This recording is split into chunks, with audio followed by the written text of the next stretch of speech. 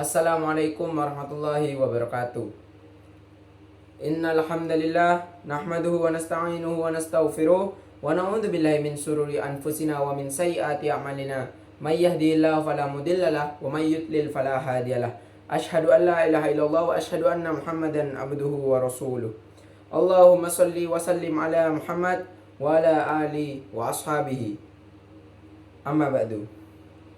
Faqala Allah Ta'ala fi kitabihil karim, ya ayuhan nas ittaqu rabbakumul ladzi khalaqakum min nafsin wahidah wa khalaqakum minha zawjaha wa batta minhuma rijalan katsiran wa nisaa'a wattaqullaha alladzi tasaaluna bihi wal urham innallaha kana 'alaikum raqiba. Ma'asyiral muslimin, jemaat sholat Jumat yang dimuliakan oleh Allah Subhanahu wa Ta'ala. Ada satu kisah fenomenal yang Allah Ta'ala sebutkan dalam Al-Quran. Kisah yang selalu diceritakan dari generasi ke generasi kaum muslimin. Kisah yang menggambarkan betapa besarnya pengaruh akidah yang kuat dalam membendung gempuran nafsu, syahwat, dan syubhat pada diri seseorang. Sehingga dengan tauhid semakin fokus dan ikhlas dalam beribadah kepada Allah Ta'ala. Kisah ini adalah kisah para pemuda yang sedang dalam puncak keremajaan, para pemuda yang gelora syahwatnya dan rasa ingin tahunya masih menyala-nyala. Dengan kondisi seperti itu, mereka justru berpaling dari dunia yang penuh tipuan ini. Padahal di zaman tersebut, kemaksiatan merajalela dan kesyirikan mengakar kuat. Sampai-sampai pelaku kemaksiatan dan kesyirikan itu selalu memaksa manusia lainnya untuk ikut serta tenggelam dalam kemaksiatan kepada Allah Subhanahu wa Ta'ala. Sebagaimana firman Allah Subhanahu wa Ta'ala, innahum iyadharu alaikum yarjumukum au yu'idukum fi millutihim. Sesungguhnya jika mereka dapat mengetahui tempatmu, niscaya mereka akan melempari kamu dengan batu atau memaksamu kembali kepada agama mereka. Quran Surah Al-Kahfi ayat 20. Jemaah yang dimuliakan oleh Allah Subhanahu wa Ta'ala, kisah tersebut adalah kisah Ashabul Kahfi, pemuda-pemuda penghuni gua yang Allah angkat derajatnya. Para pemuda yang sangat yakin bahwa Allah Ta'ala akan senantiasa menjaga mereka selama mereka menjaga tauhid dan keimanan mereka. Para pemuda yang Allah jadikan kisah mereka sebagai kisah permisalan dalam hal keimanan. Kisah yang sangat dibutuhkan oleh setiap kaum muslimin dan dijadikan lentera petunjuk dalam menghadapi krisis iman. Di dalam kisah ini terkandung banyak sekali pelajaran dan manfaat yang bisa diraih oleh pendengarnya. Jemaah sholat Jumat yang berbahagia. Pelajaran pertama yang paling utama dari kisah Ashabul Kahfi adalah pentingnya mempelajari dan mengamalkan tauhid dengan benar. Lihatlah bagaimana Allah Ta'ala memulai kisah mereka ini dengan menyebutkan bagaimana tingginya kualitas tauhid mereka. Allah Ta'ala berfirman, nahnu naqussu 'alaika nabahum bil haqq innahum fityatun amanu bi rabbihim wa zidnahum huda wa rabatna 'ala qulubihim id qamu faqalu rabbuna rabbus samawati wal ard lan nad'u min dunihi ilaha laqad qulna idan syatata. Kami ceritakan kepadamu Muhammad kisah mereka dengan sebenarnya. Sesungguhnya mereka adalah pemuda-pemuda yang beriman kepada Tuhan mereka, dan kami tambahkan petunjuk kepada mereka, dan kami teguhkan hati mereka ketika mereka berdiri. Lalu mereka berkata, Tuhan kami adalah Tuhan langit dan bumi. Kami tidak menyeru Tuhan selain Dia. Sungguh kalau kami berbuat demikian, tentu kami telah mengucapkan perkataan yang sangat jauh dari kebenaran. Quran Surah Al-Kahfi ayat 13-14. Pelajaran selanjutnya, Allah Ta'ala berfirman, id awal fityatu ilal kahfi faqalu rabbana atina min ladunka rahmatan wa hayyi lana min amrina rasyada.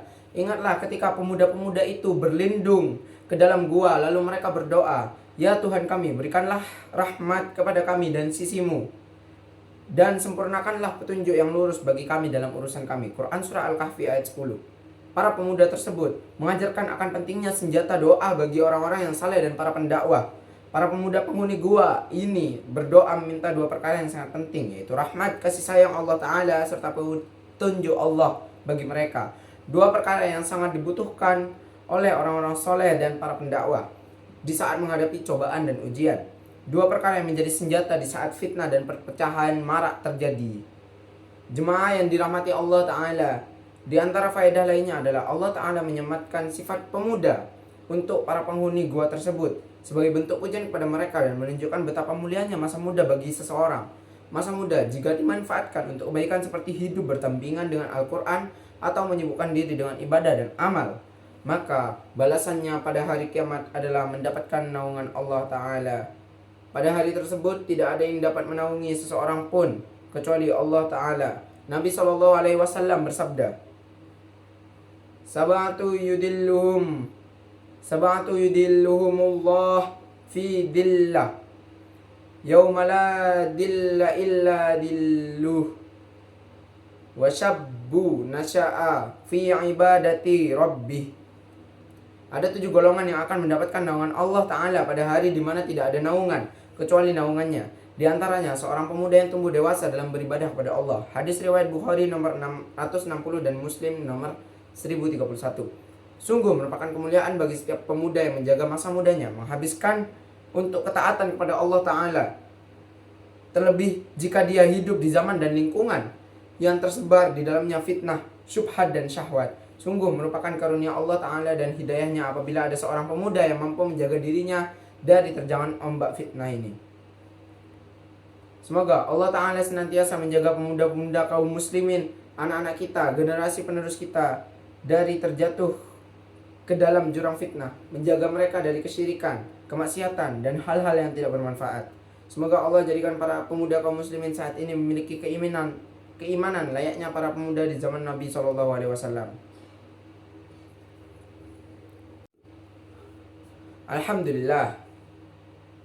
Alhamdulillahirabbil alamin.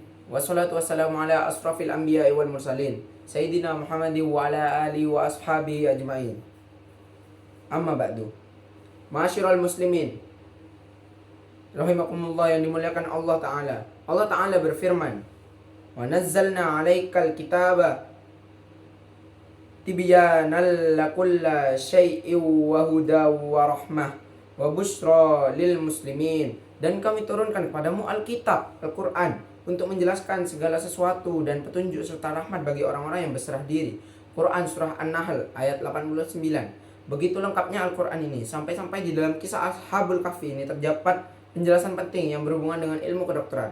Allah Ta'ala berfirman, wa nuqallibuhum datal yamin wa datas shimal.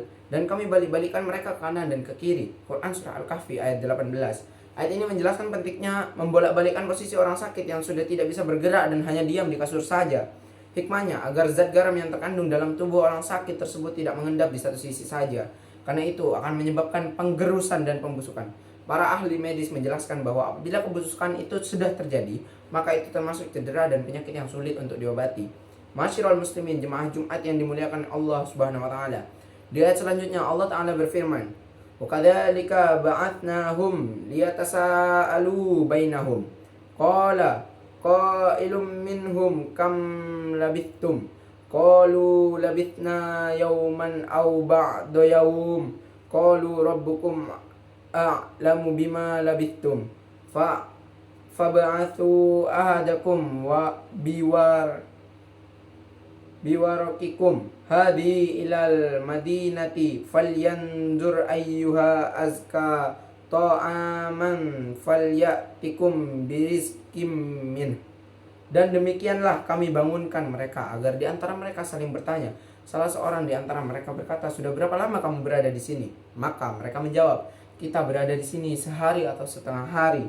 Mereka berkata, yang lain lagi, Tuhanmu lebih mengetahui berapa lama kamu ada di sini. Maka suruhlah seorang di antara kamu pergi ke kota dengan membawa uang perakmu ini, dan hendaklah dia lihat manakah makanan yang lebih baik, dan bawalah sebagian makanan itu untukmu. Quran Surah Al-Kahfi ayat 19. Pelajaran selanjutnya yang bisa kita ambil adalah wajibnya berbuat baik dan berlemah lembut di dalam kehidupan, menyambung silaturahmi dan berinteraksi dengan orang lain. Hal ini sebagaimana perkataan salah satu penghuni gua tersebut, wal yatalattaf, dan hendaklah dia berlaku lemah lembut. Jemaah yang senantiasa dirahmati Allah Ta'ala, dalam kisah Ashabul Kahfi ini ada satu poin penting yang harus kita ingatkan. Sebagian dari mereka yang sangat lemah akidah dan hidayahnya menjadikan firman Allah Ta'ala, qala alladziina ghalabu ala amrihim lanattakhidanna alaihim masjidah. Orang yang berkuasa atas urusan mereka berkata, kami pasti akan mendirikan sebuah rumah ibadah di atasnya. Quran Surah Al-Kahfi ayat 21.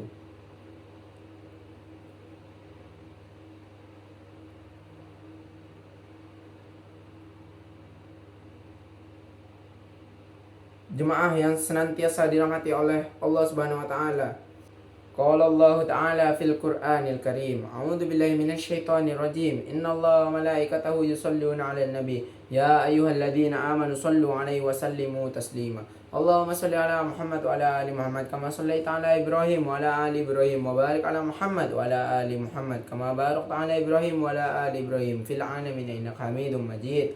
Allahumma shalli 'ala Muhammad wa 'ala ali Muhammad wa ashabi ajma'in. Alhamdulillahirabbil alamin. Allahumma fir lil mu'minin wal mu'minat wal muslimin wal muslimat al ahya'i minhum wal amwat innaka sami'un qaribun mujibud da'wat. Rabbana dhalamna anfusana wa illam taghfir lana wa tarhamna lanakunanna minal khasirin. Rabbana atina fid dunya hasanah wa fil akhirati hasanah wa qina adzabannar. Walhamdulillahirabbil alamin. Ibadallah, innallaha ya'muru bil 'adli wal ihsani wa ita'i dzil qurba wa yanha 'anil fahsya'i wal munkar wal baghi ya'idukum la'allakum tadhakkarun. Fadhkurullahal 'azim yadhkurkum washkuruhu ala ni'matihi yazidkum wa la dzikrullahi akbar. Aqimus shalah.